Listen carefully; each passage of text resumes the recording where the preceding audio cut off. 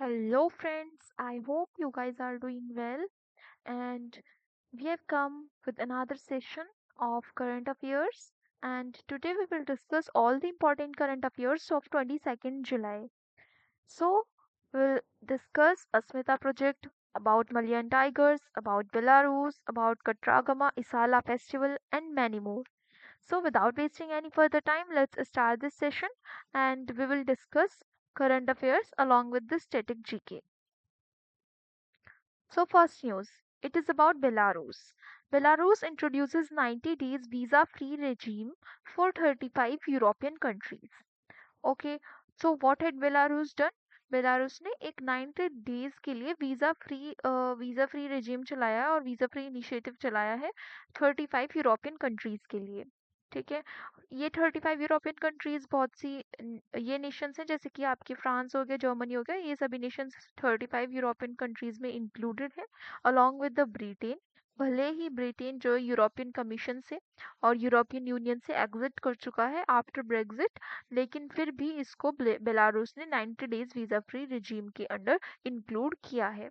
ठीक है, तो ये जो वीज़ा फ्री होगा या जो वीज़ा फ्री एक्सेस बेलारूस में दी जाएगी बाकी सभी 35 यूरोपियन कंट्रीज को, ये क्यों दी जा रही है?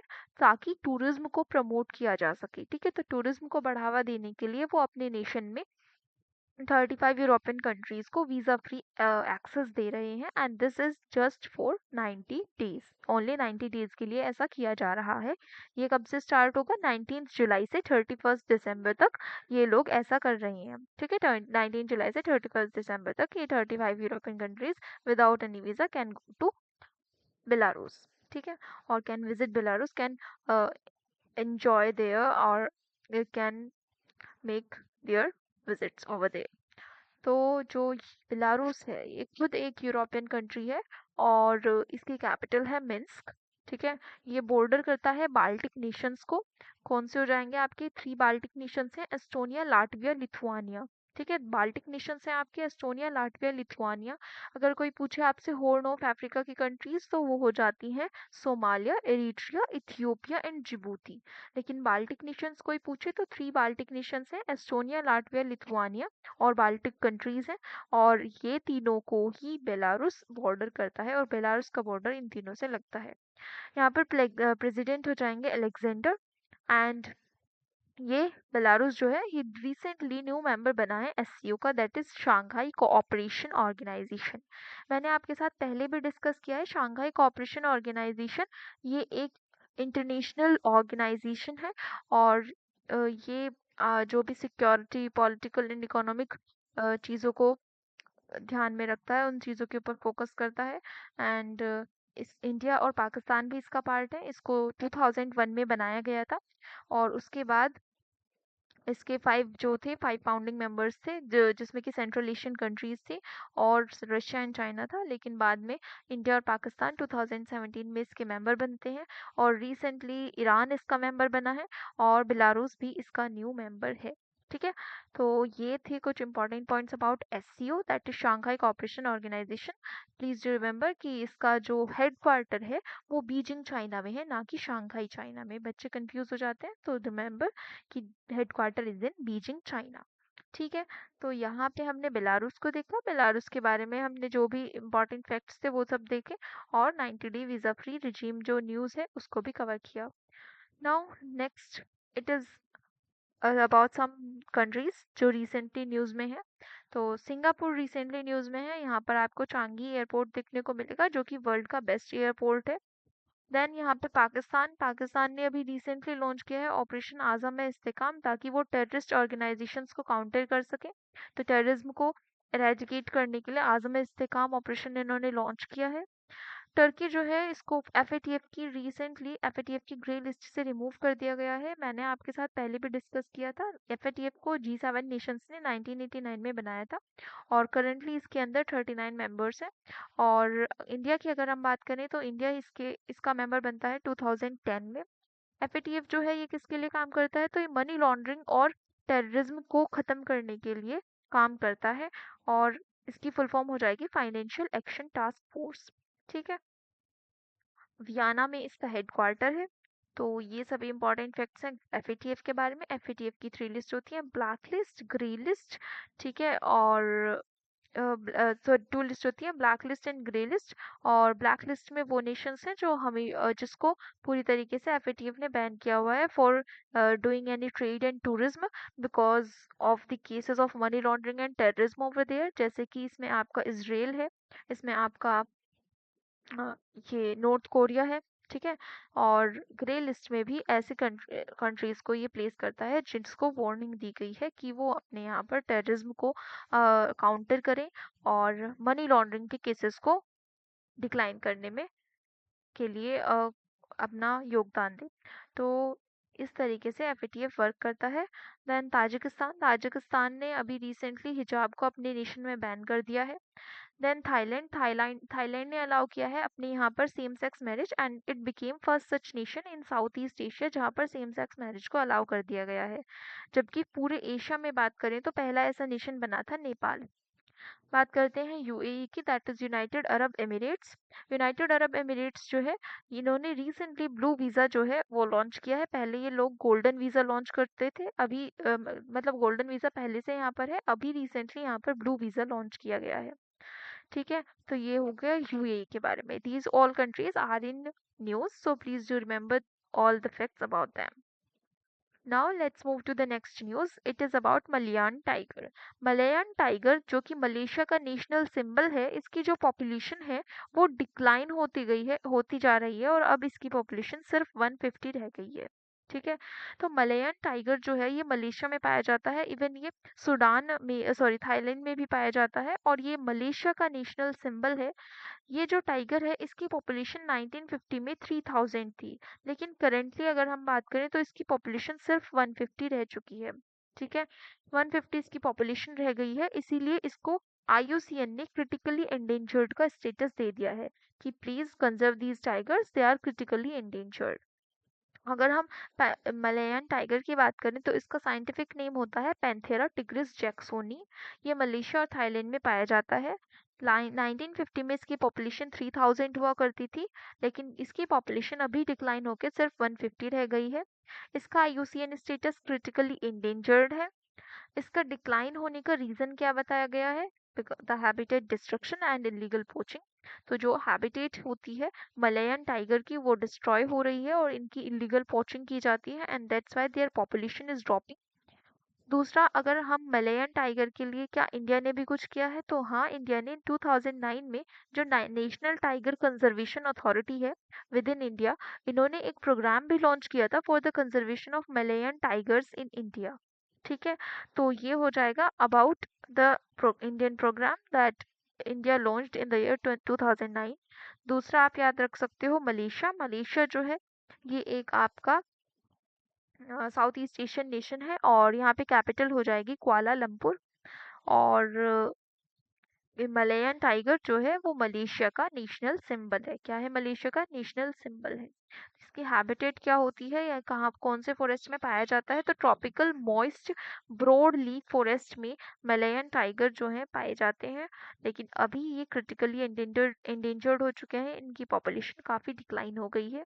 मलेशिया का ये नेशनल सिंबल है।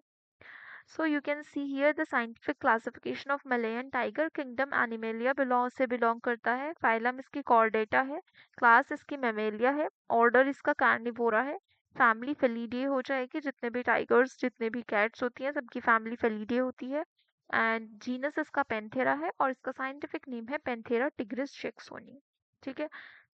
अब बात करते हैं कुछ facts जो which are important for our exams and they are related to tigers। तो मेलानिस्टिक टाइगर रिसेंटली उड़ीसा में देखने को मिले हैं। दूसरा, ब्लैक टाइगर्स भी इंडिया में पाए जाते हैं विद इन वेस्ट बंगाल। तो इंडिया में वेस्ट बंगाल में ब्लैक टाइगर्स मिलते हैं, उड़ीसा में मेलानिस्टिक टाइगर्स मिले हैं। इंडिया नेशनल टाइगर्स डे मनाता है 29 ऑफ जुलाई को, ठीक है। एनटीसीए जो कि नेशनल टाइगर कंजर्वेशन अथॉरिटी है, ये प्रोजेक्ट टाइगर के लिए काम करती है जो कि 1973 में हमने लॉन्च किया था और अभी के टाइम पर हमारे यहाँ टाइगर की पॉपुलेशन काफ़ी इंक्रीज हो चुकी है।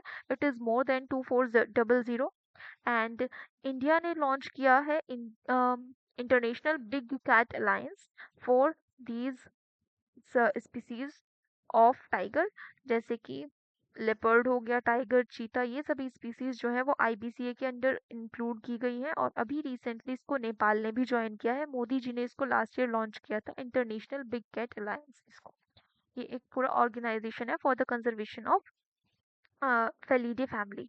ठीक है। उसके बाद जो इंडिया है, यहाँ पर मैक्सिमम पॉपुलेशन ऑफ चीता और लेपर्ड कहाँ देखने को मिलती है? मध्य प्रदेश में मैक्सिमम चीता और लेपर्ड देखने को मिलते हैं। इंडिया ने चीता इंपोर्ट कराए थे अभी नामीबिया और साउथ अफ्रीका से। और यहाँ पे इनको Kuno national park in MP, इनको Kuno national park in MP, यहाँ पे इनको रखा गया, प्रिजर्व किया गया। और आगे भी किया जाएगा। हमारा एम है कि हम और चीता चीता जो है वो नेशन से लेकर आएंगे और इंडिया के अंदर उनकी पॉपुलेशन को इंक्रीज करेंगे। मैक्सिमम स्नो लेपर्ड्स इंडिया में लद्दाख में पाए जाते हैं, हिमाचल प्रदेश में पाए जाते हैं। और रिसेंटली जनवरी में ये न्यूज़ थी कि किर्गिस्तान ने नेशनल सिंबल बना दिया है, किसको? Snow leopard. ठीक है। तो किर्गिस्तान ने स्नो लेपर्ड को अपने नेशन का नेशनल सिंबल डिक्लेयर किया है। और स्नो लेपर्ड को गोस्ट ऑफ माउंटेन भी कहा जाता है।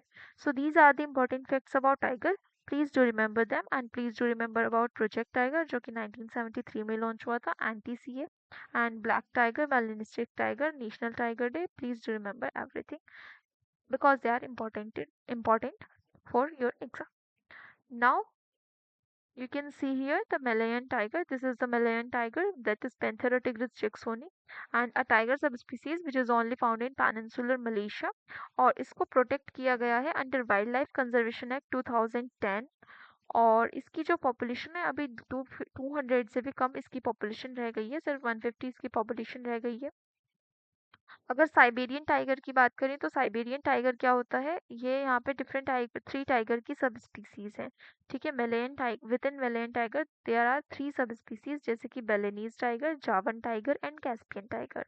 बाकी 6 सब स्पीसीज जो आज भी एग्जिस्ट करती है वो है Siberian tiger, south China tiger, Indo Chinese tiger, Bengal tiger. Royal Bengal tiger India में वेस्ट बंगाल के अंदर सुंदरबन नेशनल पार्क में देखने को मिल जाएंगे। और सुमात्रन टाइगर जो कि सुमात्रा आइलैंड के ऊपर मिलते हैं, and Malayan tiger. These are the 6 subspecies of tiger which are still found in world. तो अब हम नेक्स्ट मूव करते हैं। हमारी नेक्स्ट न्यूज़ क्या है? Next news is about Asmita project. तो UGC, that is university grants commission, जो कि 1956 में बनाई गई थी एट द टाइम ऑफ मौलाना आज़ाद। ठीक है। 1956 में मौलाना आज़ाद इंडिया के एजुकेशन मिनिस्टर हुआ करते थे और तब उन्होंने यूनिवर्सिटी ग्रांट्स कमीशन को बनाया था, जो आपकी हायर एजुकेशन स्टडीज़ को रेगुलेट करती है। इसके चेयरपर्सन एम जगदीशन कुमार हैं और इसको मिनिस्ट्री ऑफ एजुकेशन के अंडर रखा जाता है। अब यूजीसी ने क्या किया है? यूजीसी ने एक प्रोजेक्ट लॉन्च किया है एजुकेशन मिनिस्ट्री के साथ मिलकर, जिसका नाम है अस्मिता प्रोजेक्ट। अब एजुकेशन मिनिस्टर कौन है? एजुकेशन मिनिस्टर हैं धर्मेंद्र प्रधान जी। पहले भी यही होते थे, अभी भी यही हैं। और इन दोनों ने मिलकर, यूनिवर्सिटी ग्रांट कमीशन और एजुकेशन मिनिस्टर धर्मेंद्र प्रधान ने मिलकर अस्मिता प्रोजेक्ट को लॉन्च किया है। अब अस्मिता प्रोजेक्ट के अंडर में क्या किया जाएगा? तो with in Asmita project 22,000 Indian language books को ट्रांसफॉर्म किया जाएगा। यानी कि 22,000 बुक्स ऐसी होंगी जिसको इंडियन लैंग्वेज में ट्रांसफॉर्म करके पब्लिश किया जाएगा over the next 5 years। And ये कौन से लैंग्वेजेस होंगे जिसमें इनको पब्लिश किया जाएगा? That will be the languages which are mentioned in 8th schedule. तो इंडिया में, हाँ, इंडियन कॉन्स्टिट्यूशन के 8th शेड्यूल में हमारी 22 ऑफिशियल लैंग्वेजेस मेंशन्ड है। और 22 ऑफिशियल लैंग्वेजेस में ही 22,000 बुक्स जो हैं उनको पब्लिश किया जाएगा और इसको सर्कुलेट किया जाएगा ऑल ओवर द इंडिया। और ये जो इनिशिएटिव है ये 13 यूनिवर्सिटीज से अभी लॉन्च किया जाएगा। And this initiative is in collaboration with Bharatiya Bhasha Samiti. And this initiative aims to promote Indian languages in the education, ताकि इंडियन एजुकेशन में हम इंडियन लैंग्वेज को प्रमोट कर सकें। इसलिए यूजीसी ने और एजुकेशन मिनिस्टर ने मिलकर ये इनिशिएटिव लॉन्च किया है। ठीक है। और ये जो बुक्स होंगी तो हायर एजुकेशन के लिए होंगी, मतलब 22,000 Indian language books to transform the higher education और to promote the Indian language in higher education। When अस्मिता की फुल फॉर्म याद रखिएगा, ये एग्जाम में पूछी जा सकती है। Augmenting study material in Indian languages, translation and academics. This is the full form of Asmita. You can see here three initiatives launched to promote multilingualism in education. We all know India में different languages use की जाती है in different regions and therefore to promote the multilingualism in education as well ये initiative launch हुआ है. पहला अस्मिता, within अस्मिता क्या करेंगे 22,000 बुक्स को 22 इंडियन लैंग्वेजेस में पब्लिश किया जाएगा over years. देन बहुभाषा शब्दकोश, ये एक कॉम्प्रिहेंसिव मल्टीलिंगुअल डिक्शनरी बनाई जाएगी, ठीक है, जिसके अंदर डिफरेंट लैंग्वेजेस में सभी वर्ड्स मेंशन्ड होंगे, एक डिक्शनरी होगी, शब्दकोश होगा. और तीसरा है real time translation architecture. This will enhance the real time translation with cutting edge technology so that one can translate any Indian language or any language in his mother tongue, in his or her mother tongue. तो इसके लिए real time translation architecture भी launch किया गया है. So these are the three initiatives जो कि Indian higher education में और इंडिया के एजुकेशन सिस्टम में मल्टीलिंगुअलिज्म को प्रमोट करेंगी. ठीक है. अभी रिसेंटली हमने देखा था युवा निधि स्कीम कर्नाटका में लॉन्च की गई थी फॉर द यूथ. लाडला भाई योजना आई है महाराष्ट्र में. महाराष्ट्र गवर्नमेंट ने महाराष्ट्र बजट लॉन्च किया है एंड देयरफॉर दे लॉन्च्ड लाडला भाई योजना for 12th pass, diploma pass and graduated boys of Maharashtra. And another स्वयं योजना लॉन्च की गई है उड़ीसा में. नेक्स्ट मुख्यमंत्री निजुत मोइना स्कीम लॉन्च की गई है असम में.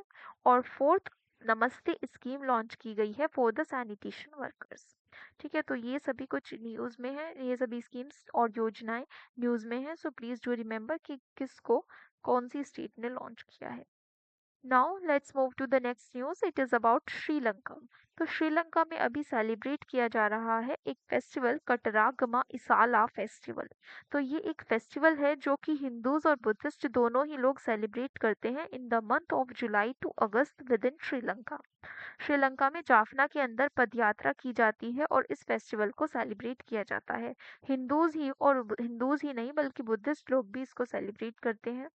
यहाँ पे पूजा की जाती है, पूजा अर्चना की जाती है हिंदू गॉड ऑफ वॉर स्कंद देव की. तो स्कंद देव की यहाँ पे वर्शिप की जाती है इस पर्टिकुलर फेस्टिवल में. दूसरा आप यहाँ पर याद रख सकते हैं श्रीलंका की जो कैपिटल है वो कोलंबो है. यहाँ पे जुडिशियल कैपिटल और लेजिस्लेटिव कैपिटल है यहाँ की श्री जयवर्धने पुरे कोट्टे. ये है लेजिस्लेटिव कैपिटल. यहाँ पर प्रेसिडेंट हो जाएंगे रानिल विक्रम सिंघे और पीएम हो जाएंगे दिनेश गुनावर्धने.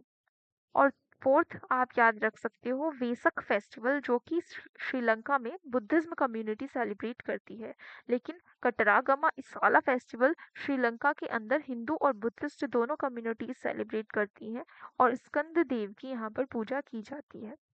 अगर बात करें इंडिया की तो इंडिया में विशु फेस्टिवल देखने को मिलता है in the state of Kerala.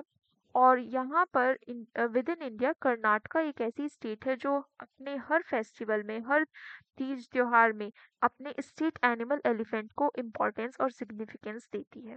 This is the only such state in India, Karnataka, जो एलिफेंट को वर्शिप करती है, सिग्निफिकेंस देती है in each and every festival of the state. So this is about Sri Lanka and Kataragama Esala festival जो कि सेलिब्रेट किया जा रहा है जाफना श्रीलंका में by the Hindu and Buddhist community. Then please do remember Vesak is a festival which is celebrated in Sri Lanka. और जो Vishu festival है ये सेलिब्रेट होता है इंडिया में इन केरला. सो आप कंफ्यूज मत होइएगा, please do remember their name. Then move to the next thing. Now you can see here Sri Lanka. This is the map of Sri Lanka and Sri Lanka को कहा जाता है tear drop of India. Sri Lanka और India के बीच में एक island आता है. This is the Pamban island. यहाँ पर रामेश्वरम देखने को मिलेगा और ये आती है यहाँ पर पार्क स्ट्रीट. ठीक है, पार्क स्ट्रीट आपके इंडिया को श्रीलंका से सेपरेट करती है. एक तरफ आपका गल्फ ऑफ मन्नार हो जाएगा और ये है यहाँ पर पार्क स्ट्रीट. और थर्ड थिंग यहाँ पे हम दोनों नेशंस के बीच, इंडिया और श्रीलंका के बीच राम सेतु देखने को मिलता है. ठीक है, और इसके अलावा यहाँ पर कच्चथीवु आइलैंड देखने को मिलता है इन जाफना. ठीक है, this is the Jaffna region of Sri Lanka. यहाँ पर एक आइलैंड देखने को मिलता है Katchatheevu island which is a disputed island between India and Sri Lanka. और दूसरा यहाँ इंडिया और श्रीलंका के बीच कौन सी स्ट्रेट मिलती है तो पाक स्ट्रेट मिलती है. आइलैंड कौन सा है यहाँ पर? पैम्बन आइलैंड है इन तमिलनाडु, जिसके ऊपर रामेश्वरम लोकेटेड है और रामेश्वरम से श्रीलंका तक जाता है राम सेतु ब्रिज। ठीक है, तो ये हो जाएगा some facts about Sri Lanka. Sri Lanka की कैपिटल याद रखिएगा, कोलंबो भी है जो कि जुडिशियल कैपिटल है, और legislative capital Sri Jayawardenepura. Then next thing that we need to remember is about Odisha. Odisha में जगन्नाथपुरी यात्रा जो है लॉन्च हो चुकी थी, और अब माना जाता है जगन्नाथपुरी यात्रा के दौरान जो जगन्नाथ भगवान है वो अपनी मौसी के यहाँ जाते हैं, और मौसी उनसे जब प्रसन्न हो जाती है तो उसके बाद वो अपनी रथ यात्रा पूर्ण करके वापस अपने मंदिर लौटते हैं, जगन्नाथ मंदिर लौटते हैं। और इस डे को, और वी कैन से इस पर्व को नाम दिया जाता है नीलाद्री बीजे। ठीक है, तो Niladri Bije being held in the holy city of Puri Jagannath, और यहाँ पर जगन्नाथ प्रभु अपने मंदिर में अपनी मौसी के यहाँ से वापस अपने मंदिर में आ रहे हैं और नीलाद्री बीजे। ठीक है, इस दिवस को ये नीलाद्री बीजे के नाम से सेलिब्रेट करते हैं। दूसरा, उड़ीसा में आपको कोणार्क सन टेम्पल देखने को मिलता है, विच इज अ सन टेम्पल। ठीक है, then you can read some important festivals over here, जो कि अभी रिसेंटली न्यूज़ में है। मैं आपको साथ साथ इसलिए रिवाइज करा देती हूँ ताकि आपको ये सभी चीज़ें लर्न हो जाए, एंड जितने ज़्यादा बार आप रिवाइज करोगे उतना ज़्यादा आपके लिए अच्छा होगा, आप इजीली चीज़ों को ध्यान में रख पाओगे। देन हरेला फेस्टिवल उत्तराखंड में सेलिब्रेट हो रहा है। हमीज फेस्टिवल लद्दाख में सेलिब्रेट हो रहा है। सेंग खीलांग फेस्टिवल मेघालय में सेलिब्रेट हो रहा है। चापचार कूट फेस्टिवल मिजोरम में सेलिब्रेट होता है, जबकि कूट फेस्टिवल चापचार कूट फेस्टिवल मिजोरम में सेलिब्रेट होता है, और सेंग खीलांग फेस्टिवल मेघालय में सेलिब्रेट होता है। गोले मेला फेस्टिवल उधमपुर जम्मू कश्मीर में सेलिब्रेट होता है, and international camel festival Rajasthan में सेलिब्रेट किया जाता है। ठीक है, so Harela Harela Uttarakhand, Hemis festival Ladakh, Seng Khihlang festival Meghalaya, Chapchar Kut festival Mizoram, Gole Mela festival Udhampur Jammu Kashmir, international camel festival Rajasthan. अगर पूछा जाए इंटरनेशनल पपेट फेस्टिवल, तो ये चंडीगढ़ में सेलिब्रेट हुआ। दूसरा एग्जाम में आता है पर्पल फेस्टिवल, तो ये गोवा में सेलिब्रेट होता है। उसके अलावा आप याद रख सकते हो हॉर्नबिल फेस्टिवल, ये नागालैंड में सेलिब्रेट किया जाता है at the time of migration, जब हॉर्नबिल बर्ड्स वहाँ पर आते हैं। तो ये सभी important festival in the month of December ये सेलिब्रेट होता है, हॉर्नबिल फेस्टिवल इन नागालैंड। तो ये सभी कुछ इंपॉर्टेंट फेस्टिवल हैं, अगर आप साथ साथ इनको पढ़ते रहोगे तो आप इनको याद कर पाओगे easily without wasting your time in um, like in revising the static GK or revising the whole book of static GK। ठीक है, तो अब हम नेक्स्ट न्यूज़ की तरफ चलते हैं, which is related to the Ivory Coast. Ivory Coast जो है इसने यूएन वाटर कन्वेंशन को ज्वाइन किया है as the 10th African nation. Ivory Coast एक नेशन है, अफ्रीकन नेशन है, और ये 10th अफ्रीकन कंट्री बनी है to join UN water convention. Ivory Coast को सॉरी जो आइवरी पहले हम यूएन वाटर कन्वेंशन की बात कर लेते हैं। यूएन वाटर कन्वेंशन को फॉर्म किया गया था इन द ईयर 1992, और इसको ये इन्फोर्स कब होता है ये कन्वेंशन? 1996 में it came into force. The UN water convention ये एक इंटरनेशनल वाटर कन्वेंशन है जो कि रिजॉल्व करता है the dispute between the two water bodies of two different nation. So if there is a water body जो कि दो नेशंस के बॉर्डर पर आती है, तो वो उसका वाटर किसके पास कितना शेयरिंग जाएगा वाटर का, उसका पानी किसको ज़्यादा मिलेगा किसको कम मिलेगा, ये सब जो डिस्प्यूट्स है ये रिजॉल्व करना किसका काम है? यूएन वाटर कन्वेंशन का काम है। यूएन वाटर कन्वेंशन की फर्स्ट मीटिंग होती है हेलसिंकी फिनलैंड में, और ये इसके अंदर आज के टाइम पर 53 मेंबर्स हैं। ठीक है, तो यूएन वाटर कन्वेंशन में टोटल कितने मेंबर्स हैं? 53 मेंबर्स हैं। क्या इंडिया भी इसका मेंबर है? तो नहीं, इंडिया इसका मेंबर नहीं है। और रीसेंट और न्यू मेंबर इसका बना है Ivory Coast as the 10th African nation to join UN convention, but 53rd nation बना है जिसने यूएन वाटर कन्वेंशन को ज्वाइन किया है। क्या इंडिया में भी कोई ऐसी बॉडी एग्जिस्ट करती है? तो ऑफ कोर्स इंडिया में आर्टिकल 262 हमारे कॉन्स्टिट्यूशन में मेंशन्ड है, विच सेज और विच is for the adjudication of disputes relating to water of interstate rivers or river valleys। So कोई भी दो states है और वहाँ पर कोई रिवर या वाटर बॉडी एग्जिस्ट करती है, तो इंटर स्टेट रिवर या वाटर बॉडी डिस्प्यूट्स के लिए हमारे पास आर्टिकल 262 है, within it inter state water council India में बनाई जाती है, जो रिजॉल्व करती है the dispute related to the water body between the two states. अब हम बात करते हैं कुछ इंपॉर्टेंट फैक्ट्स के बारे में। नाइजर रिवर की अगर हम बात करें तो ये डिस्प्यूटेड है जाम्बिया और जिम्बाब्वे के बीच। दूसरा हम आइवरी कोस्ट देख लेते हैं। आइवरी कोस्ट जो है ये एक अफ्रीकन नेशन है, इसकी कैपिटल हो जाएगी यामो यामो सुक्रो, ये इसकी कैपिटल हो जाएगी। इसकी करेंसी है फ्रैंक, और यहाँ पर ऑफिशियल लैंग्वेज होती है फ्रेंच। जैसे इंडिया में ऑफिशियल लैंग्वेज इंग्लिश भी है, हिंदी भी है, बट जो ऑफिशियल लैंग्वेज है आइवरी कोस्ट की वो फ्रेंच हो जाएगी। और आइवरी कोस्ट वेस्ट अफ्रीका का पार्ट है। वेस्ट अफ्रीका के अंडर 8 कंट्रीज आती है।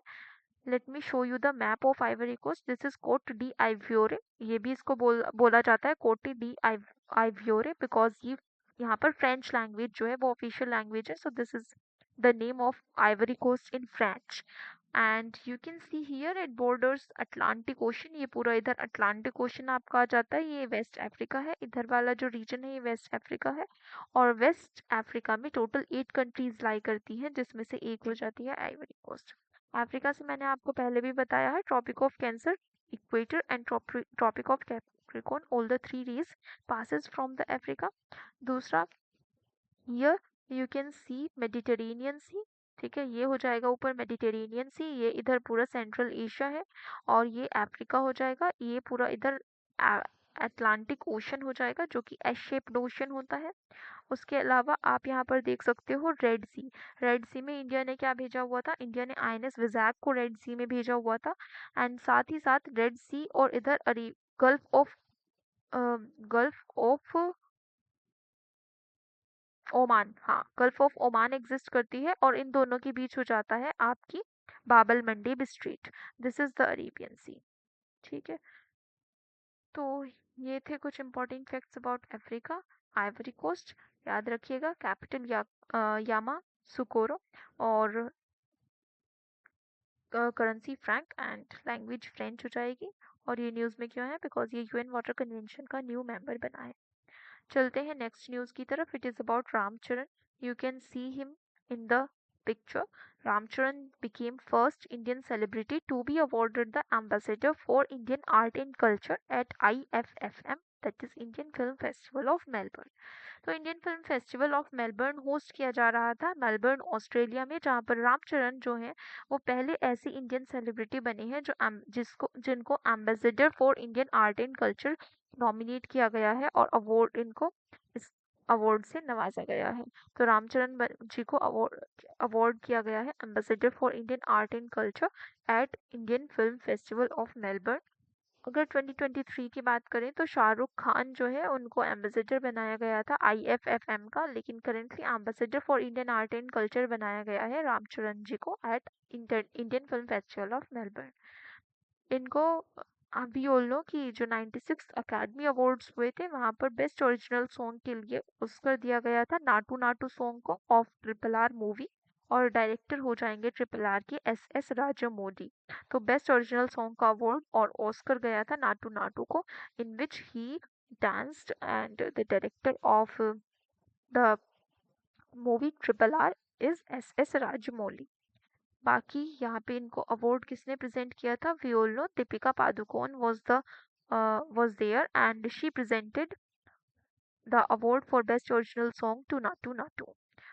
बाकी हम बात करते हैं ऑस्ट्रेलिया की। ऑस्ट्रेलिया जो है ये एक कॉन्टिनेंट भी है, और इसके साउथ में लगता है एक छोटा सा आइलैंड जिसको कहते हैं तस्मानिया आइलैंड, जिसकी कैपिटल हो जाएगी होबार्ट। ऑस्ट्रेलिया की कैपिटल है कैनबेरा। यहाँ पर largest coral reef of the world exist करती है, जिसको हम ग्रेट बैरियर रीफ कहते हैं। यहाँ पर एक माउंटेन रेंज है जिसको हम ग्रेट डिवाइडिंग रेंज कहते हैं। दूसरा, ऑस्ट्रेलिया के साउथ में ऑस्ट्रेलिया का ही एक आइलैंड है जिसको तस्मानिया आइलैंड कहते हैं, ये तस्मान सी में लोकेटेड है, और इसकी कैपिटल हॉबर्ट हो जाएगी। और ऑस्ट्रेलिया में डार्लिंग रिवर देखने को मिलती है, मूरे रिवर देखने को मिलती है, हनीमून लेक यहाँ पर देखने को मिलता है। ठीक है, तो ये सभी फैक्ट्स हो जाएंगे ऑस्ट्रेलिया के बारे में। Now let's see some of the name of some persons which are in news. जैसे कि ग्रेटा ग्रेविक, इनको रिसेंटली मिला है पायनियर ऑफ द ईयर 2024 का। दूसरा सुदर्शन पटनायक, इनको दिया गया है gold medal in world sand championship, इन्होंने गोल्ड मेडल जीता है। मैंने आपके साथ ये वन लाइनर न्यूज में भी डिस्कस किया हुआ है। देन रोशनी नादर, इनको बनाया गया, इनको अवार्ड किया गया है फ्रांस का highest civilian award. Then Shahrukh Khan को मिला है पार्डो एला कैरियरा और career leopard award at Locarno film festival 2024। Then Arundhati Roy को अवार्ड किया गया है पैन प्रिंटर अवार्ड से, she is awarded with pen printer award. And Shabana Azmi awarded with freedom of city of London award. ठीक है, तो ये कुछ इंपॉर्टेंट अवार्ड्स हैं and name of some important persons who are in news, so please do remember their names. Now let's move to the next news. After 350 years, Chhatrapati Shivaji Bagh Nag deck in India. तो शिवाजी महाराज के बारे में सभी लोग जानते हैं and he was a great personality. और इनके पास एक बाघ नाग हुआ करता था। You can see it in the picture, this is बाघ नाग। एंड इसको ये यूज किया करते थे गुरिल्ला वॉरफेयर में। ठीक है, तो गुरिल्ला वॉरफेयर के लिए इनको जाना जाता था। बाघ नाख का ये इसमें यूज करते थे, इसको टाइगर क्लॉ भी कहते हैं। और टाइगर क्लॉ की मदद से इन्होंने अफजल खान को किल किया था, who was the general of Bijapur king. ठीक है, तो बीजापुर के राजा ने अपने जनरल अफजल खान को भेजा था शिवाजी महाराज पर अटैक करने के लिए। And in the battle of Pratapgarh where he killed him with the help of this tiger claw, जो कि ये गोरिल्ला वॉरफेयर में यूज किया करते थे। ठीक है, तो बैटल ऑफ प्रतापगढ़ 1659 में हुई थी, जहां पर इन्होंने अफजल खान को मारा था इस बाघ नाग की मदद से। और भागनख की मदद से। और ये अभी तक कहाँ पर था, तो ये अभी तक विक्टोरिया लंदन म्यूजियम इंग्लैंड में रखा हुआ था। उसके बाद ऋषि सुनक, जो कि पहले पीएम हुआ करते थे, फॉर्मर पीएम थे यूके के, उनके बीच और महाराष्ट्र सीएम एकनाथ शिंदे के बीच एक ट्रीटी साइन होती है, एक डील साइन होती है to return this to India back. And therefore now this is coming back to India and this will be preserved in Satara Museum of Maharashtra for the next 7 months। तो अगले 7 महीनों के लिए इसको सतारा museum Maharashtra में रखा जाएगा। कहाँ से ये आ रहा है, 350 ईयर्स के बाद विक्टोरिया लंदन म्यूजियम इंग्लैंड से इसको इंडिया में वापस भेजा जा रहा है। तो ये था शिवाजी के बाघनाख के बारे में। You can see the image here. And अब हम बात करते हैं छत्रपति शिवाजी महाराज के बारे में। इनका रियल नेम अगर पूछा जाए तो इनका रियल नेम था शिवाजी भोसले। इनकी माता का नाम जीजाबाई था और इनके पिता का नाम शाहजी भोसले था। इनका बर्थ होता है 1630 में एट शिवनेरी फोर्ट और इनकी डेथ होती है 1680 में एट रायगढ़ फोर्ट।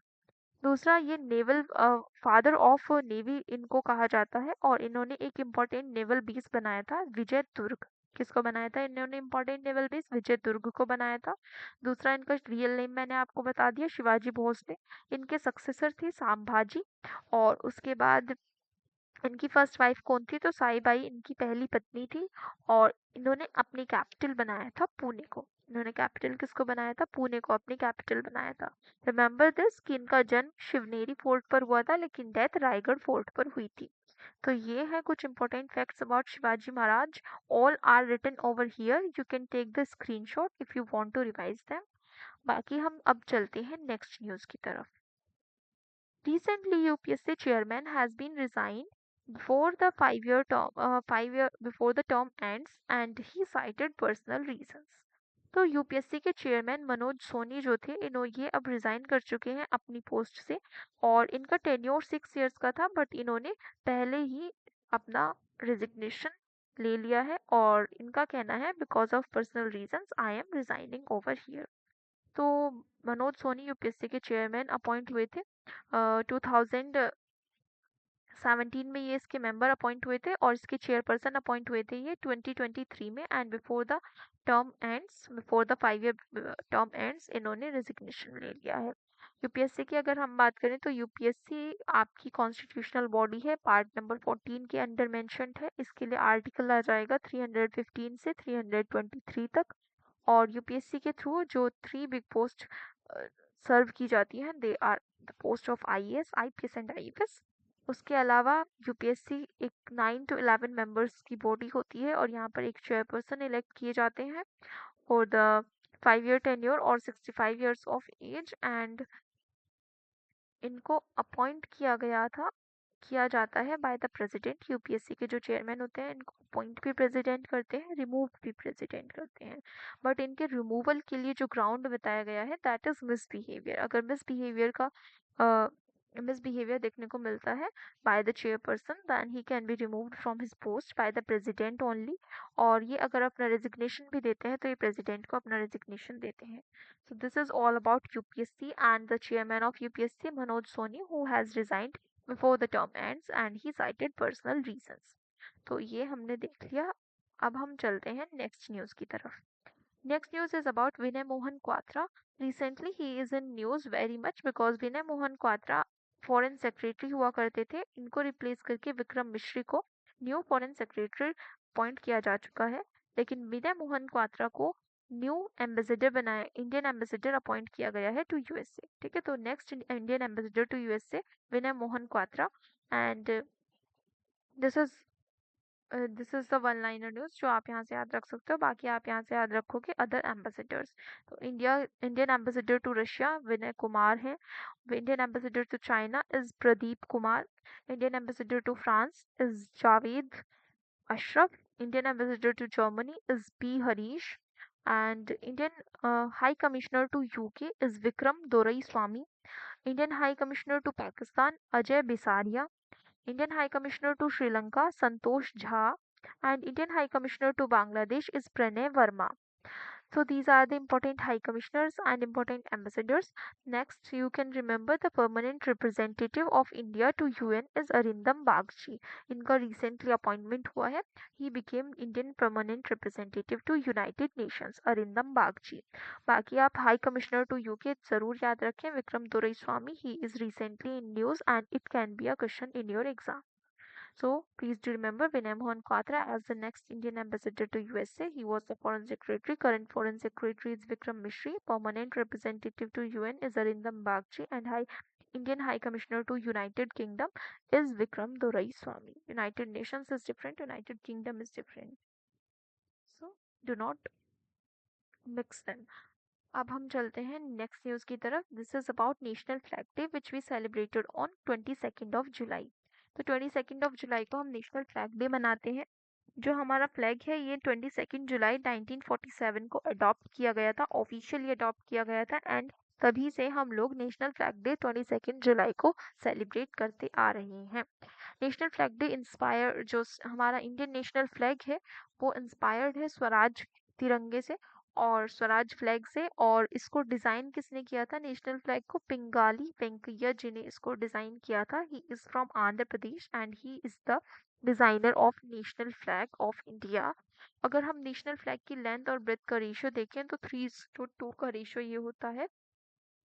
नेक्स्ट अगर हम बात करते हैं फ्लैग कोड ऑफ इंडिया की, तो national flag code of India 2002 में इनेक्ट होता है और इसको रिसेंटली 2022 में अमेंड भी किया गया था।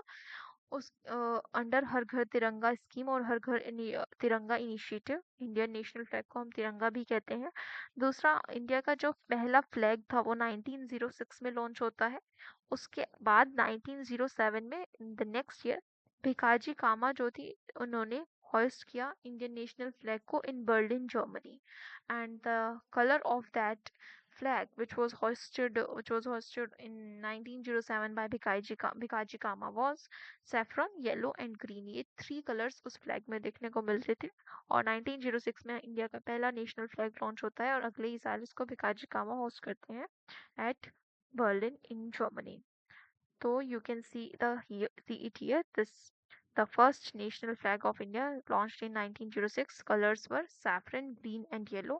उसके बाद 1907 में the Berlin Committee flag first raised by Bhikaji Kama in 1907.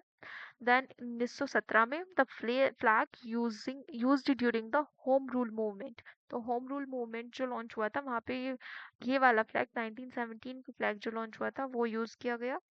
Then 1921 में the flag unofficially adopted in 1921। तो ये जो फ्लैग था the one having saffron green and white color with a chakra, that was unofficially adopted in the year 1921।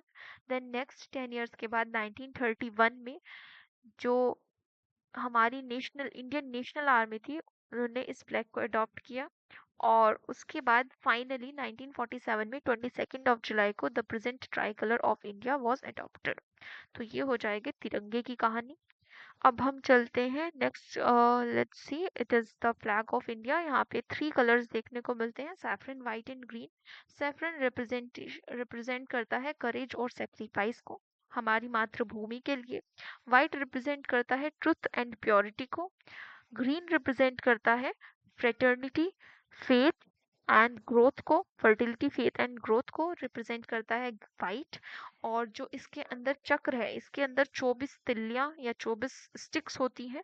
और ये जो wheel है, इस ये रिप्रेजेंट करता है मोशन ऑफ ग्रोथ को। ठीक है, this wheel of virtue represents motion of growth, but the growth is represented by colour white. Fertility is represented by colour white. Greenery India में बनी रहे, फेथ इंडिया में बना रहे, इसको वाइट कलर रिप्रेजेंट करता है। और जबकि जो मोशन ऑफ ग्रोथ है, ये रिप्रेजेंट किया जाता है by this particular wheel within which is in the mid of our Tiranga. So ये हो जाती है तिरंगे की कहानी एंड नेशनल फ्लैग डे, जो हमने 22 जुलाई को सेलिब्रेट किया। अब हम कुछ वन लाइनर्स देखते हैं।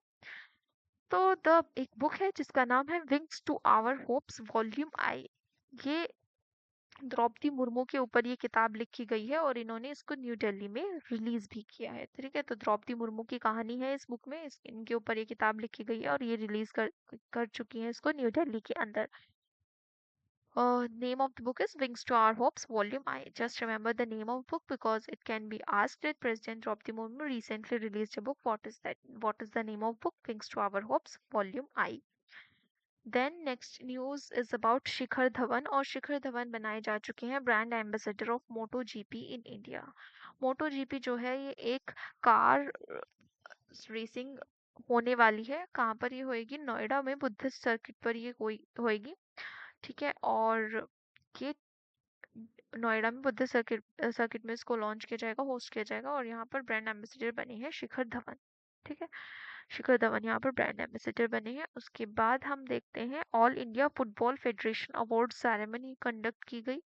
और ये हुई थी न्यू दिल्ली।